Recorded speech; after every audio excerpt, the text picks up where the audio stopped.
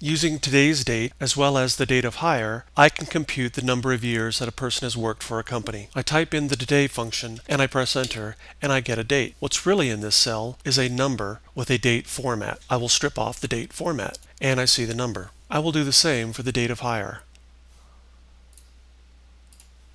Next, I'll compute the number of days worked. And I can do this by subtracting the current date from the date of hire by just subtracting the two numbers so we can see what's going on. And I see this person has worked 5,786 days. Next, I will take this number and divide it by 365, which will give me the number of years worked. And I see this person's worked 15.8 years. Next, I'll take this number and round it to strip off, using the number 0, I'll strip off the fractional portion of the number, and it will either round up or round down depending on if it's closer to 16 or closer to 15. This is closer to 16, 15.8, so it should give me the number 16. And I see this person has worked 16 years if we include the current year. Instead of breaking this out in 4 different calculations, we can do this all at once in one calculation that we see up here at the top. This calculation that we've done here computes today's date. This calculation here subtracts today's date from cell D3. This calculation divides that by 365, and this calculation, the round,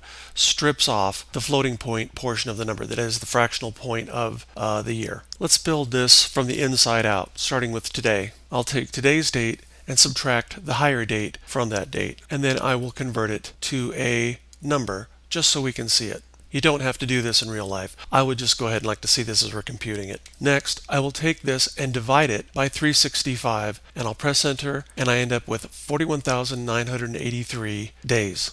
The number is wrong, and the reason is that Excel is coming out and evaluating the formula, and it's dividing D3 only by 365, where we want it to compute today minus D3 first, take that number and divide that number by 365. We can do this by putting parens around the today and the D3, forcing Excel to do this calculation first, and I end up with 15.8. Next, I want to go ahead and round that number so it strips off the fractional portion of the 15.8 and just see if it rounds up to 16 or down to 15, depending upon if it's closer to one or the other. And I can do this by enveloping the whole thing in the round function and then using the 0, telling it that I only want to round, I want to strip off the whole fractional portion and just round to a whole number. And I end up with the number 16. Now from here, I could go ahead and just double click and it will build the formula all the way down the column, and I can now see the number of years that each employee has worked for the company.